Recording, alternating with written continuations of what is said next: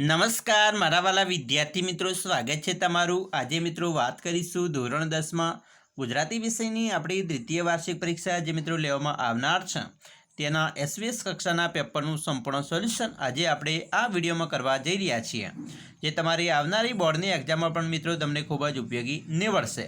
તો ચાલો વિદ્યાર્થી મિત્રો આપણે વિડીયોની શરૂઆત કરીશું। તેના પહેલાં તમે ખાસ કરીને ચેનલમાં પણ નવા હશો તો ચેનલને મિત્રો સબસ્ક્રાઇબ કરી વિડીયોને લાઇક અને શેર કરી દેજો, જેથી કરી અમે તમારા સુધી ધોરણ 10ના તમામ વિડીયો છે એ મોકલી શકીએ। તો મિત્રો આપણું જે પેપર છે તેની અંદર વિભાગ નંબર 1 થી શરૂઆત કરીશું। ટોટલ 80 ગુણનું પ્રશ્નપત્રનું સંપૂર્ણ સોલ્યુશન કરીશું। મિત્રો ખાસ વિડીયોની શરૂઆતથી અંત સુધી જોવાનું ન ચૂકતા। સૌપ્રથમ મિત્રો અહીંયા પ્રશ્ન નંબર 1 છે, એનો અ છે, નીચેના જોડકા યોગ્ય રીતે જોડીને ફરીથી લખવાના છે, જેમાં મિત્રો ગદ્ય કૃતિ આપેલી છે અને એની સામે સાહિત્યનો પ્રકાર આપેલો છે અને લેખકનું નામ આપેલ છે। પહેલું છે રેસનો ઘોડો। તો રેસનો ઘોડો છે એ મિત્રો નવલિકા છે। ભૂલી ગયા પછી તો એ એકાંકી છે। ભૂખથી એ ભૂંડી ભીખ તો એ મિત્રો પન્નાલાલ પટેલ એના લેખક છે। અને છત્રી એ મિત્રો શું છે? તો છત્રી છે એના કવિનું નામ છે રતિલાલ બોરીસાગર। હવે આપણે બ જોઈશું। નીચે આપેલા વિકલ્પમાંથી યોગ્ય વિકલ્પ પસંદ કરી ખાલી જગ્યા પૂર્ણ કરો। જેની અંદર મિત્રો પાંચમો છે સાંકડી અને નિર્જન ખાલિયા ફરવાનો લેખકનો પ્રથમ અનુભવ હતો। તો જવાબમાં આવે છે ખીણોમાં ફરવાનો અનુભવ હતો। છઠ્ઠું છે ખાલિયામાં ઉતરેલા પેસેન્જરો લઈને બસ ઉપડી ચૂકી હતી। તો જવાબમાં આવશે જનતા એક્સપ્રેસ। સાતમું છે ખાલિયાની સ્વચ્છતાનો શરીરની તંદુરસ્તી પર સીધો પ્રભાવ છે। તો આવશે મન। આઠમું છે અંકિત નંદાના પુત્રનું નામ ખાલિયા છે। તો જવાબમાં આવે છે યશ। હવે આપણે જોઈશું ક। નીચે આપેલા પ્રશ્નોના એક વાક્યમાં ઉત્તર આપવાના છે, જેની અંદર નવમું છે કૃષ્ણ જન્મ થતાં કયા શરણાઈવાળાએ સેના સૂર છેડ્યા? તો મિત્રો કૃષ્ણ જન્મના રંજન કાર્યક્રમમાં પશ્ચાદ ભૂમા શરણાઈના સૂર જે રામદીન રેલાવી રહ્યા હતા। એના પછી 10મું છે નીનાબહેને તેમના પતિ સંજય પાસે ભેટમાં શું માગ્યું? તો મિત્રો નીનાબહેને તેમના પતિ સંજય પાસે ભેટમાં અંકિતનું શૈશવ માગ્યું। શૈશવ યાની બાળપણ। ડ છે 3-4 વાક્યમાં ઉત્તર આપવાના છે, જેની અંદર મિત્રો ગમે તે 2 લખવાના છે। એક પ્રશ્નના 2 ગુણ છે। 11મો પ્રશ્ન છે ખોભણમાં પગ લપસ્યા છતાં લેખક કેવી રીતે મળ્યા? તો ખોભણમાં લેખકનો પગ લપસ્યો, પરંતુ સૌ એકબીજાને દોરડાની સાંકળેથી મિત્રો સંકળાયેલા હતા। આ તે દોરડાઓ તેમને પકડી પાડ્યા। પોતે ખોભણની એક બાજુને વળગી રહ્યા એટલે સૌ મળીને એમને ખેંચી કાઢ્યા અને એ રીતે તેઓ બચી ગયા। 12મું છે મિત્રો કાનજી અને દેવજી બાળકને લઈને ક્યાં જતા હતા અને શા માટે? તો જવાબ મિત્રો સરસ મજાનો લખી શકાય કે કાનજી અને દેવજી બાળકને લઈને ઘૂંટણમાં પાણી ડોળતા વેલજી ડોસાને ઘેર જતા હતા। વેલજી ડોસા નવજાત શિશુને ટાંટિયાવાળી આપવાનો ધંધો કરે છે। ટાંટિયા વાળવા એટલે મિત્રો બાળકોને આજીવન અપંગ કરી દેવું। કાનજી અને દેવજી બાળકના ટાંટિયા વળાવવા જતા હતા। 13મું છે લેખક માલિકને શરીરે કરેલા ક્રૂર કટાક્ષ સામે કહે છે? તો મિત્રો જવાબ જોઈએ કે માલિકે આપણને સુંદર સ્વસ્થ શરીર આપ્યું છે, આપણે એને સાચવવા માટે સહેજ પણ શ્રમ લેતા નથી। પરિશ્રમ કર્યા વિના બેઠા બેઠા મનગમતું ખાઈ પીને જીવન જીવવું એને આપણે સૌભાગ્ય માનીએ છીએ। તેથી હૃદય રોગના હુમલા વખતે પરસેવો વળે એવો દિવસો આવે છે અને આ માલિકને કરેલો ક્રૂર કટાક્ષ છે।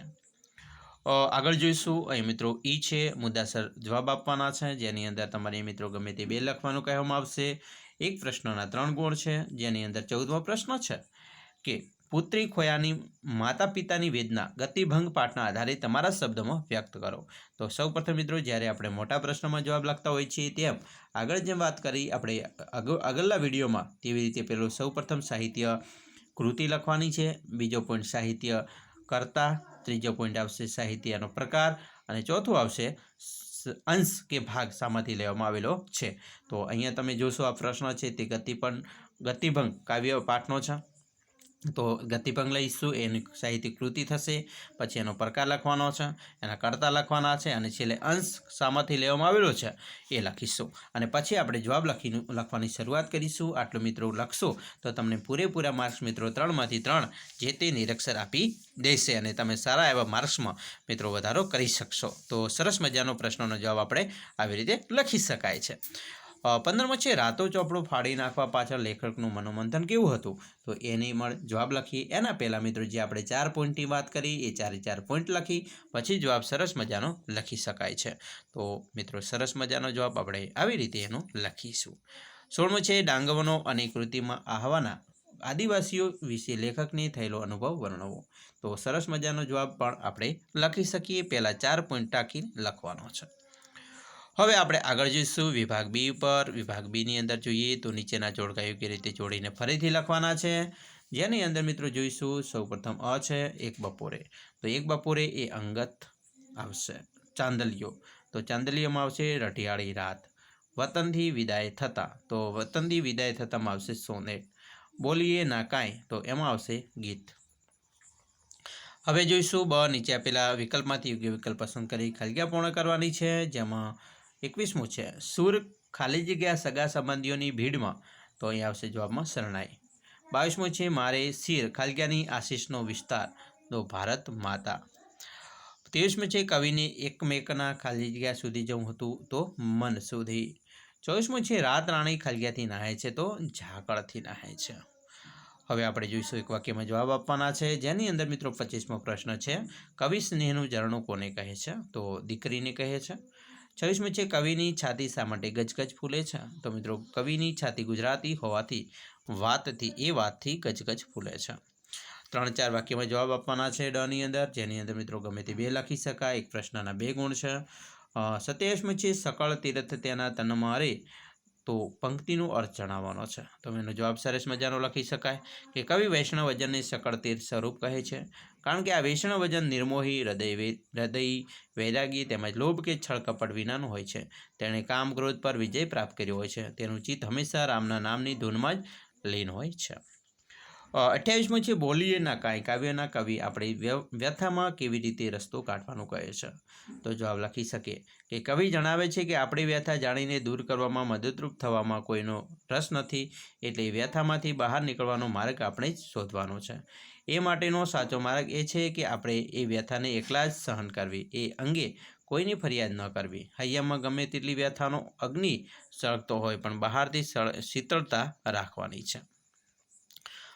એના પછી 29મું છે કવિના પગ આગળ જવા માંડ ઉપડે છે સમજાવો. તો એનો જવાબ લખી શકાય કે કવિના પગ આગળ જવા માંડ ઉપડે છે કારણ કે વર્ષો સુધી જે વતનમાં રહ્યા છે તે વતનનું વન, વતનના માણસો, ત્યાંના ડુંગર, નદી, કોતરો, ખેતર વગેરેની તેમની માયા છે. વતનના પરિવેશને તેઓ ભૂલી શકતા નથી. તેની યાદો તેમના હૈયામાં વસી છે.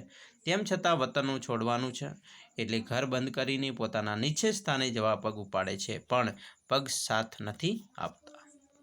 એના પછી ઈ જોઈશું. નીચે આપેલા પ્રશ્નોના 10-12 વાક્ય મુદ્દાસર ઉત્તર આપવાના છે. જેમાં મિત્રો ગમે તે 2 લખી શકાય. જેમાં મિત્રો જોઈશું 30મો પ્રશ્ન છે શીલવંત સાધુ તમે કોને કહેશો તે કાવ્યના આધારે જણાવો.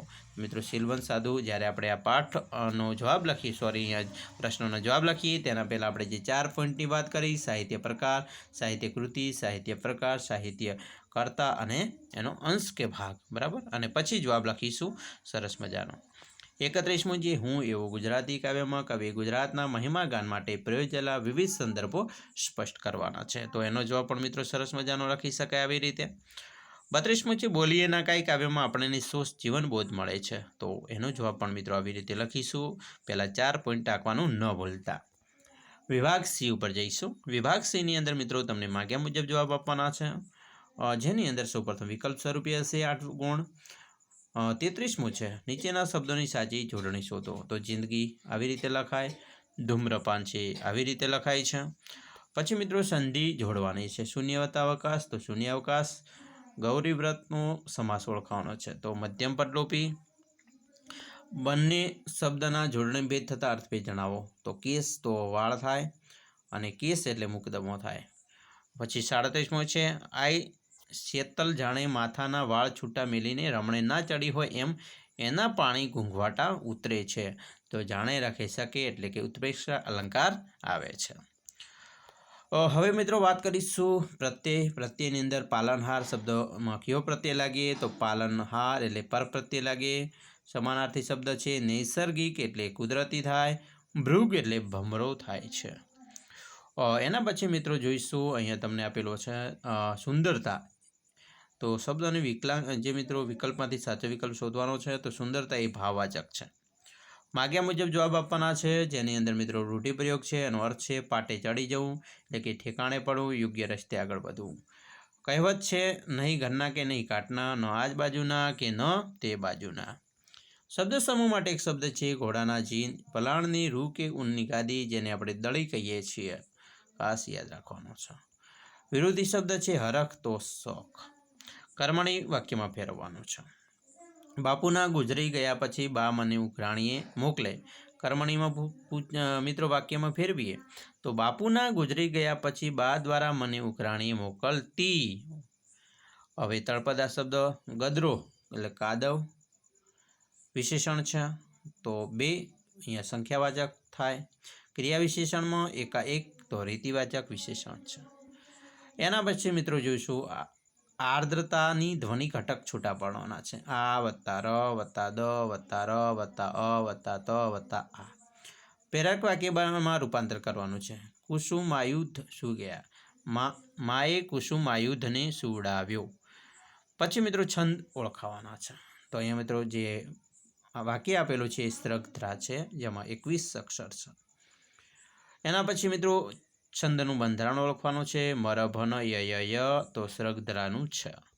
આ હતું મિત્રો તમારું આપણે પેપર સોલ્યુશન મોસ્ટ આઈએમપી. ખાસ મિત્રો જોઈ લેજો, તમારી બોર્ડની એક્ઝામમાં પણ ઉપયોગી નીવડશે. આશા રાખી છે તમને આપણા વિડીયો ખૂબ જ ગમ્યો હશે, અને વિડીયો ગમ્યો હોય તો મિત્રો લાઇક, શેર અને સબસ્ક્રાઈબ કરવાનું પણ ન ભૂલતા.